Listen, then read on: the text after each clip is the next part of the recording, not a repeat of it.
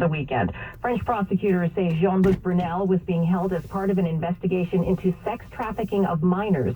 Brunel had denied the allegations, but some of his alleged victims are reportedly frustrated that he won't stand trial now. One of the alleged victims is Virginia Giuffre. In the same court filing in which she first accused Prince Andrew of sexually assaulting her, claimed to have been trafficked by Epstein and his girlfriend Glen Maxwell to Brunel. And in a statement to ABC News, Giuffre said, "I'm disappointed I was not able to face him in a final trial and hold him accountable for his actions, but gratified that I was able to face him in person last year in Paris to keep him in prison." And that was correspondent Ali Dukakis with that story. Brunel found alone hanging from bed sheets in his jail cell, but authorities won't comment yet on whether or not it may have been a suicide. Well, as the world turns its attention to the crisis in Ukraine, U.S. climate envoy John Kerry says climate change is also a world security threat as well. He's revealed an agreement with Egypt to support that country's transition to more renewable energy sources.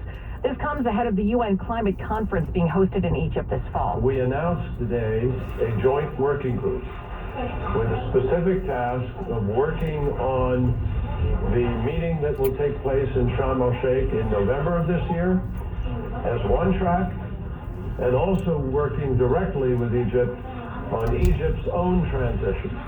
Kerry adds that there are no politics in this and no ideology. It's about, quote, a threat to our planet. He says the goal for this year's climate conference is to bring more countries on board to set ambitious climate goals and implement pledges made last year.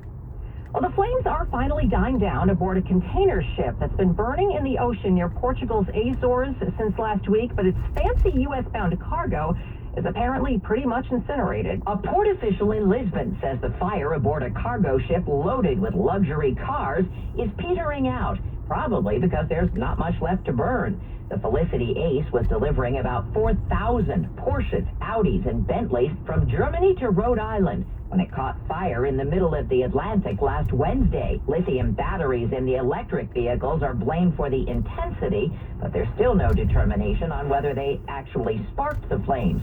22 crew members were rescued. Correspondent Deborah Rodriguez with that report. Officials have said they needed special equipment to extinguish those battery fires.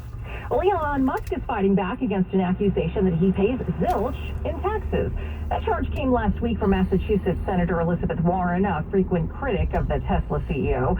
She told CNN that wealthy investors like Musk and Amazon founder Jeff Bezos use stocks as a workaround to make sure they have no official income because they're only taxed on income. In response, Musk insists he owed $11 billion in taxes last year after trading Tesla shares and claims that's the biggest tax bill in the history of this country. In fact, he wrote in a tweet, quote, "We'll visit IRS next time I'm in D.C. just to say hi." Well, quite a scare for homeowners in South Lake Tahoe. A 500-pound bear inside their home. Hank the Tank is well known to the area, apparently. He's damaged dozens of homes, leading to more than 150 911 calls. The bear broke a small window and squeezed inside. Officers were able to coax him out of the back door, they say. Now concerned residents have to decide what to do next. Some are calling for Hank to be put down. Others say it's not necessary and to find a sanctuary. The relentless pursuit of the stories that matter to you. 1010 wins. All news, all the time.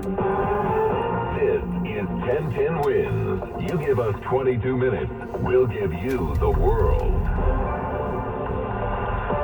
Good afternoon. It is 51 degrees now at 1:20. I'm Donna Vaughn, and here's what's happening. An urgent warning from the U.S. National Security Advisor. He says a Russian attack on Ukraine could begin within hours. We also have analysis from a retired Air Force colonel.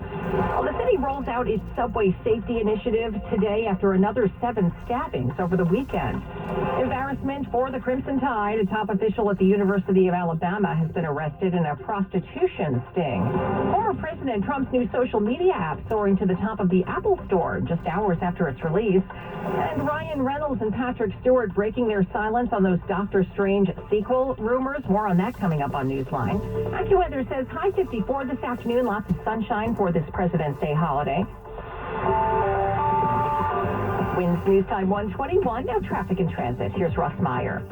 Well, we're looking at some better news for the Cross Bronx. For those heading eastbound, we had a crash in 2 lanes over by the Deegan that has just been cleared. All lanes are now open. Traffic starting